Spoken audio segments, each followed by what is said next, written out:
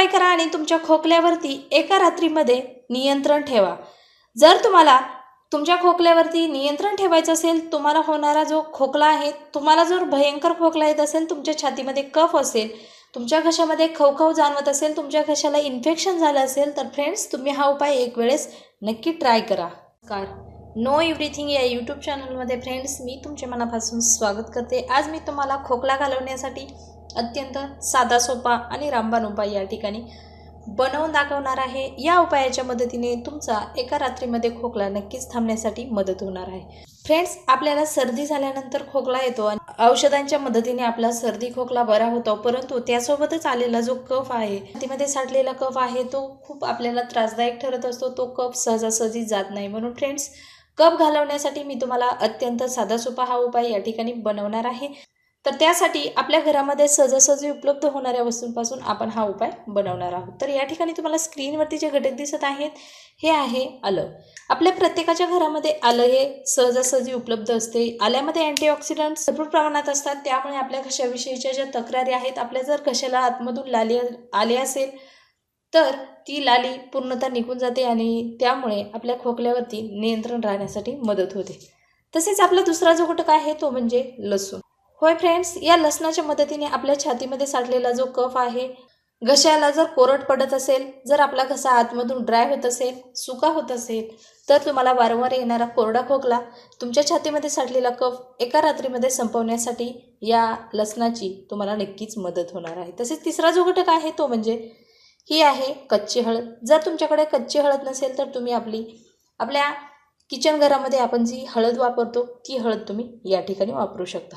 तर फ्रेंड्स, त्यासाठी मी 1 ग्लास पाणी घेतलेला आहे, ती मी एका पातेल्यामध्ये ओतून घेणार आहे। 1 चमचा आल्याचा किस जो किसून घेतलेला आहे तो देखील यामध्ये ॲड करायचा आहे। तसेच आपण 2 लसणाच्या पाकळ्या ठेचून या काढ्यामध्ये ॲड करणार आहोत। लसणामुळे आपल्या छातीमधील जो कफ आहे तो पूर्णतः पातळ होतो आणि हळूहळू तो उलटीद्वारे किंवा शौचाद्वारे तो पास होत असतो। या ठिकाणी फ्रेंड्स मी 2 लसणाच्या पाकळ्या ठेचून घेतलेल्या आहेत। तसेच आपला तिसरा जो घटक आहे हळद देखील मी किसून घेणार आहे आणि थोड्या प्रमाणामध्ये आपण ॲड करायचे आहे। हळदीमध्ये अँटीबायोटिक प्रॉपर्टी जास्त प्रमाणामध्ये असतात। हळदीला आयुर्वेदाची राणी म्हटलेलं आहे। यामुळे आपल्या घशाविषयीच्या ज्या तक्रारी आहेत, जर आपल्याला घशामध्ये इन्फेक्शन झालं असेल, ते देखील दूर होण्यासाठी या हळदीची आपल्याला नक्कीच मदत होणार आहे। तर फ्रेंड्स, 1 ग्लास पाण्याचा अर्धा ग्लास होईपर्यंत मी कमी गॅसवरती उकळवून घेणार आहे। या ठिकाणी मी हा काढा तयार करण्यास ठेवलेला आहे। मंद फ्लेमवरती हा आपण काढा पूर्णतः तयार करायचा आहे, जेणेकरून आपण यामध्ये जे घटक ॲड केलेले आहेत त्यामधील औषधी गुणधर्म आपल्या काढ्यामध्ये उतरणार आहेत आणि त्याचा जो होणारा फायदा आहे आपल्याला कित्येक पटीने वाढण्यासाठी त्याची मदत होणार आहे। फ्रेंड्स, हा जो काढा आहे तो पूर्णतः नॅचरली आहे, आयुर्वेदिक आहे। याचा आपल्या शरीरावरती कुठल्याही प्रकारचा साईड इफेक्ट होणार नाही।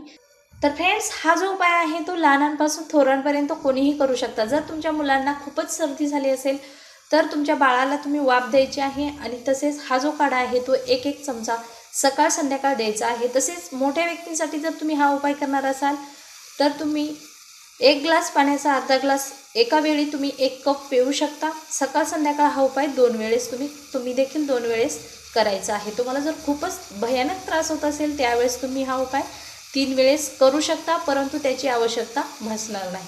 फ्रेंड्स, आपला हा जो काढा आहे तो रेडी झालेला आहे, तो मी आता एका कपमध्ये गाळून घेते। हा जो काढा आहे, या काढ्याच्या मदतीने माझा खोकला एका रात्रीमध्ये गेलेला आहे, म्हणूनच मी हा फ्रेंड्स तुमच्याशी व्हिडिओ शेअर करण्याचा निर्णय घेतलेला आहे।